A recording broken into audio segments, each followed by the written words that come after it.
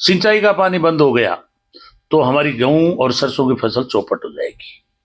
आज ही मैं घोषणा कर रहा हूं कि अगर इन्होंने ये कदम उठाया तो मैं खाजूवाला की जनता को साथ लेकर के, मेरे कार्यकर्ताओं को साथ लेकर के और खाजूवाला में जबरदस्त आंदोलन करेंगे और इनको जख मार करके और सिंचाई का पानी देना पड़ेगा। जहां तक बात आपने कही कि नहरों की, नहरों का पूरा प्लान कांग्रेस का है। भारतीय जनता पार्टी, अटल जी ने जरूर कहा था कि हम एक दूसरे नदी को जोड़ेंगे, लेकिन ये तो खाली हिंदू मुसलमान करने में लगे हुए। पहले नोटबंदी की, अर्थव्यवस्था चौपट कर दी, फिर जीएसटी लगाई, फिर राफेल में घपला किया। अब आप देख रहे हो पूरे देश में जगह जगह जो है दंगे करवा रहे। जहां चुनाव होता है विधानसभा का, पार्लियामेंट का, विधानसभा के चुनाव में जिस स्टेट में होता है वहां 3 महीने पहले सांप्रदायिक दंगे करवाएंगे। ये इनकी साजिश, इसलिए इनका विकास में तो भरोसा ही नहीं है। शिक्षण संस्थाओं की तरफ इनका कोई ध्यान नहीं है। जो अशोक गहलोत जी ने हमारे मेडिकल कॉलेज खोले थे उनको बंद करने की साजिश कर रहे हैं। हमने कहा भी गांव का बच्चा भी अंग्रेजी पढ़ना चाहिए, इनके सारे बच्चे अंग्रेजी पढ़ रहे हैं विदेशों में। और अशोक जी गहलोत ने जो स्कूलें खोली गांव गांव में अंग्रेजी की, वो ये बंद करने की साजिश कर रहे हैं। मेडिकल कॉलेज बंद करने की साजिश कर रहे हैं। और उसके बाद में जो इनके और भी जैसे जैसे हम लोगों ने विकास के काम किए उनके ऊपर बंद करने का काम कर रहे हैं। मेरी क्षेत्र में भी खाजूवाला में मैंने सड़कें दी थी, अभी भी उसमें करीब 50 करोड़ की सड़कें इन्होंने अभी बंद कर रखी है।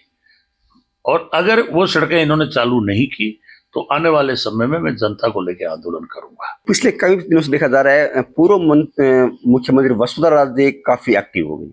क्या लगता है, बीजेपी में कोई दो गुट हो गए या भजनलाल सरकार को कुछ खतरा, या कांग्रेस किस तरह से इसको देखती है? देखिए, भारतीय जनता पार्टी में नेताओं की कोई कदर नहीं है।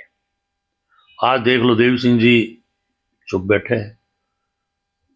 मैं भी 2003 में एमएलए बना था, जननेता था, 27,000 से जीता हुआ था। और मेरा जब घर बना वहां मेरी टिकट काट दी। इनको यस मैन चाहिए, इनको बोलने वाला नेता नहीं चाहिए। और उसका ताजा उदाहरण है वसुंधरा जी। वसुंधरा जी की जो दुर्गति हुई है, मैं तो कह रहा हूं इस पार्टी से उनको इस्तीफा दे देना चाहिए। और भजनलाल जी जो पहले बार के हैं, 8 मुख्यमंत्री बन के घूम रहे थे और लास्ट में निकले भजनलाल जी। अब आप देख लीजिए कि जहां नेता की कदर नहीं वहां ये किस तरह से बैठे हैं, मेरे तो समझ से बाहर है। तुलसीदास जी का मुझे वो एक दोहा याद आता है, आव नहीं आदर नहीं नहीं आंख्या में नेव, तुलसी वाना जाविए कंचन बरसे मेव। चाहे सोना बरस रहा है, लेकिन अगर आपकी इज्जत और सम्मान नहीं है तो वहां रहने में धिक्कार है। मैंने पार्टी से इस्तीफा दिया। मैं तो कह रहा हूं वसुंधरा जी को ये कुछ देने वाले नहीं है, ये खाली लॉलीपॉप देते हैं। और वो हालत अगर देखोगे तो पूरे राजस्थान के अंदर इन्होंने यही हालत बढ़ा रखी, पूरे देश में यही है। हरियाणा में देख लो आप, पहले खट्टर था, अब कोई दूसरा बना दिया। मध्य प्रदेश में मामा थे शिवदान सिंह जी, उनको हटा करके कोई दूसरा बना दिया। इनको यसमैन चाहिए। इसलिए भारतीय जनता पार्टी में कार्यकर्ता की कोई पूछ नहीं है। वहां तो रिटायर आदमी चाहिए, अर्जुन राम जी जैसे, जो पीछे बैठे मेज थपथपाते रहे और आरएसएस के गीत गाते रहे। आरएसएस के अगर आप सामने बोलोगे या आप संविधान की बात करोगे या समानता की बात करोगे तो भारतीय जनता पार्टी उसको राष्ट्रद्रोही की संज्ञा देती है। इसलिए मैं तो पहली बार देख रहा हूं कि पूरा देश इन्होंने बेच दिया। और जो इनके विरुद्ध में बोलते हैं, ये तो मोदी जी तो हो गए राष्ट्रीय भक्त, और जो इनके विरुद्ध में बोल रहे हैं राहुल गांधी जी, अखिलेश जी, वो है राष्ट्रद्रोही।